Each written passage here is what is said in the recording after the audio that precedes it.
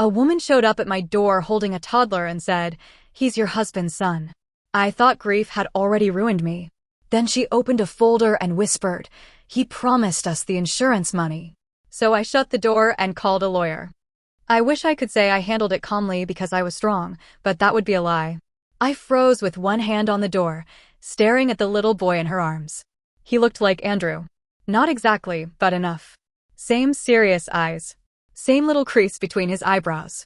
Same quiet frown Andrew used when he was trying to look innocent. The woman holding him looked exhausted. Her hair was damp from the rain, and she had a folder tucked under one arm like it was the only thing keeping her upright. She said, "Are you Andrew's wife?" "Not widow." "Wife." I said I was. Her face shifted, like she had forgotten for 1 second that he was dead. Behind me, Chloe was in the living room with the TV turned up too loud. She had been doing that since the funeral. She said she liked the noise, but I knew the quiet made Andrew's absence feel bigger. She was 9 years old, curled under his old blanket, still asking me some nights if her dad could hear her when she talked to him. The woman swallowed. "My name is Emily. I'm sorry. I didn't know how else to do this." I looked at the toddler. He was holding a toy car against his chest. "Who is he?" I asked. Emily's eyes filled before she answered. "His name is Caleb." I waited, even though I already felt the truth crawling up my spine. "He's Andrew's son," she said. For a second, I wanted to believe it was a scam. Maybe she found my husband's obituary. Maybe she was desperate. Maybe the boy only looked like him because my grief was making me see things. Then she opened the folder. "I have proof," she said. I stepped outside and pulled the door mostly closed behind me. Emily glanced toward the gap. "Can we talk inside?" "My daughter is inside." Her face tightened. I didn't know she was home. "You came to my house," I said. "Where did you think she would be?" She had no answer. Caleb fussed in her arms, and she kissed his forehead without thinking. That small, natural gesture hurt more than I expected. She had a routine with him. A life. A child connected to my husband that I knew nothing about. Emily handed me the folder. Inside were photos, screenshots, and a copy of Caleb's birth certificate with Andrew listed as the father. There were pictures of Andrew holding Caleb at a park, sitting beside a high chair in a restaurant, and standing in a hospital room with a newborn in his arms. That picture almost broke me. I remembered that week. Chloe had an awards assembly at school. Andrew missed it and said there had been an emergency. Chloe kept looking at the door, waiting for him to walk in. I sent him a picture of her holding her little certificate, and he replied, "Tell my girl I'm proud. I'll make it up to her." In the photo, he was smiling at another baby. The messages were worse.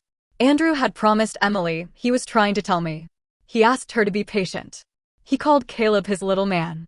He told her he was waiting for the right time. The right time. Apparently, the right time never came because Andrew died in a car accident 6 months earlier, leaving me with sympathy casseroles, bills, passwords I didn't know, and a daughter who still slept with his blanket. Emily said Andrew had been helping with rent, daycare, and groceries. After he died, the money stopped. She said she waited because she knew I was grieving, but she couldn't keep doing it alone. I stared at her. "So you came here for money?" "I came here because Caleb is his son." His son.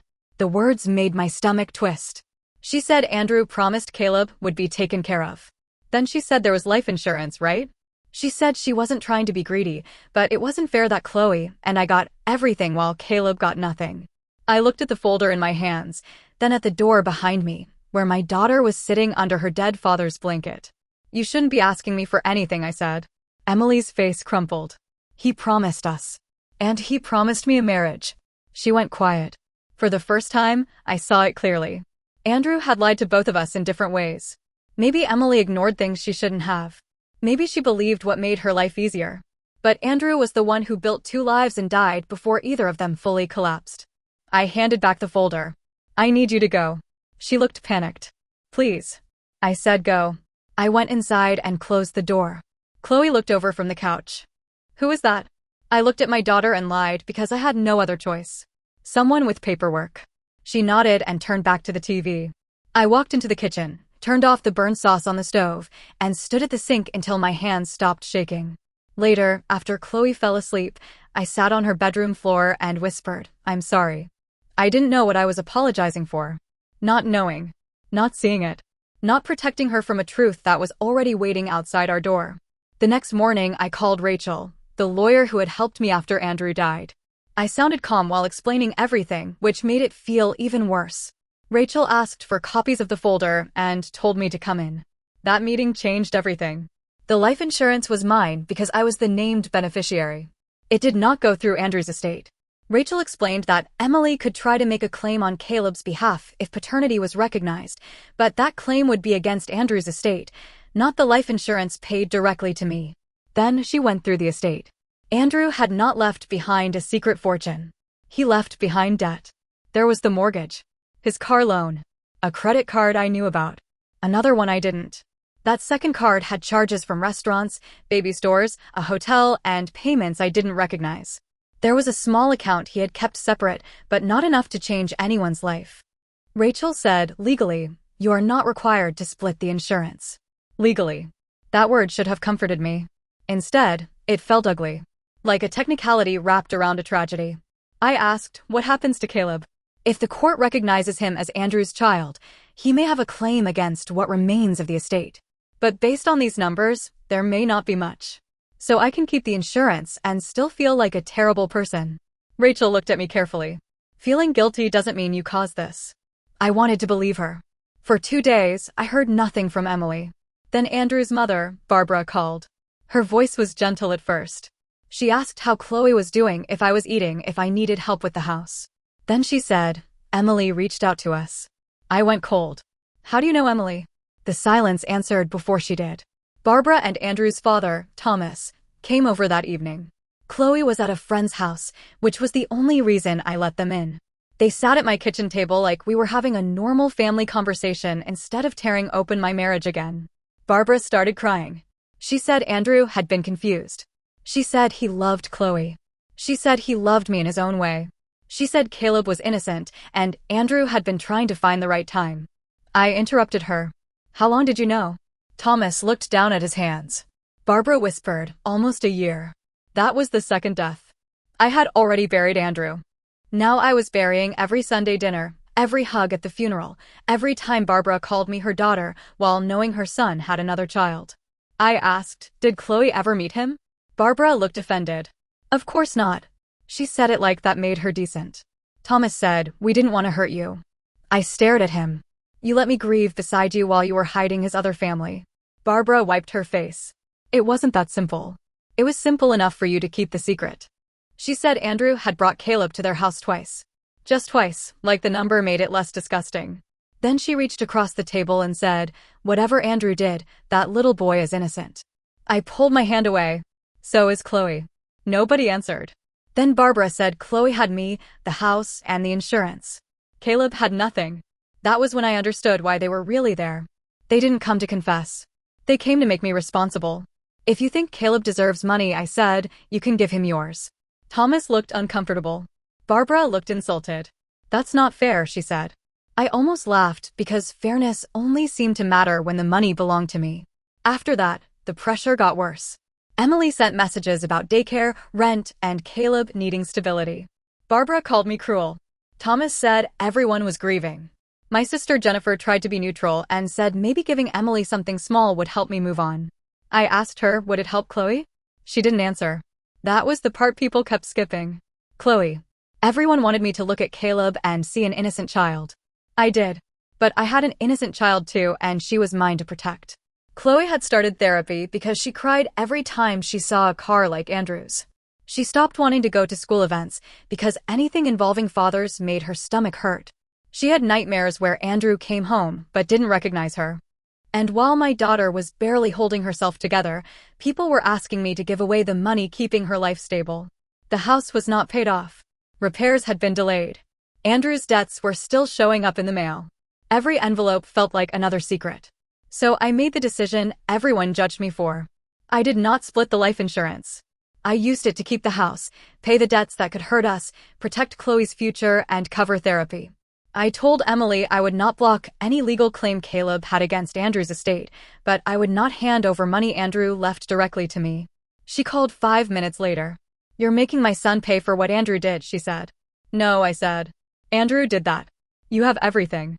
I looked around my kitchen. The cracked tile Andrew never fixed. The school calendar with Chloe's therapy appointment circled. the folder of bills on the counter. I have what's left. She hung up. Barbara called me cruel again, so I sent her screenshots from Emily's folder. The messages where Andrew talked about hiding Caleb from me. The message where Emily asked if his parents knew.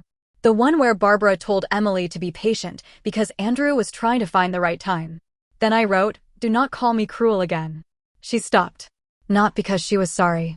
I don't think she was. But because she could no longer pretend she had the moral high ground. Eventually, I heard Andrew's parents started putting money aside for Caleb themselves. Good. That was what they should have done from the beginning. The estate settled months later. After deaths, there was almost nothing.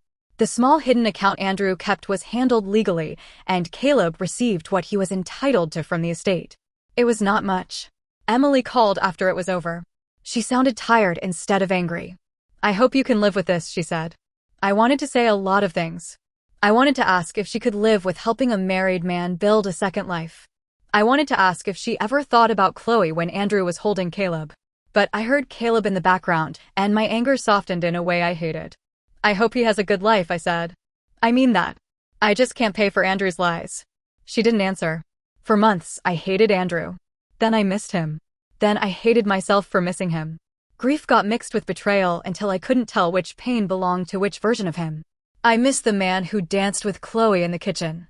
The man who made terrible pancakes and acted offended when we laughed. The man who held my hand during storms because he knew I hated thunder. Then I remembered the hospital photo. Another baby in his arms.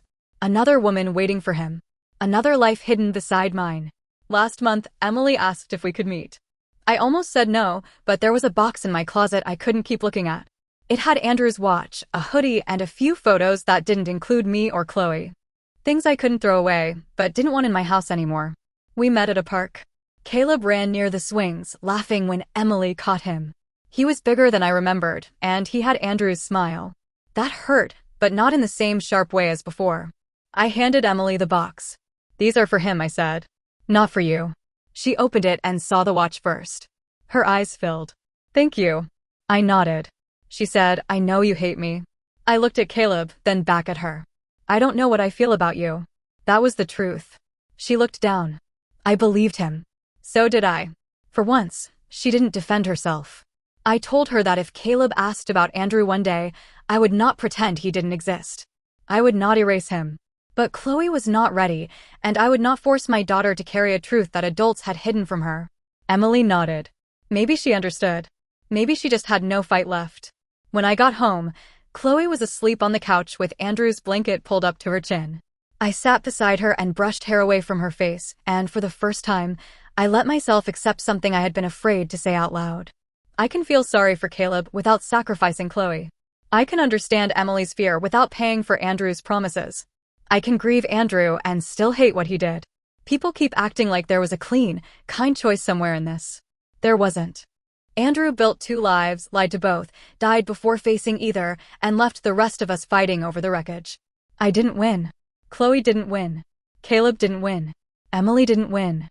The only peace I have is knowing I protected the child who was looking at me to hold her world together. So am I wrong for refusing to split my late husband's life insurance with the child he had during his affair, even though that child was innocent too?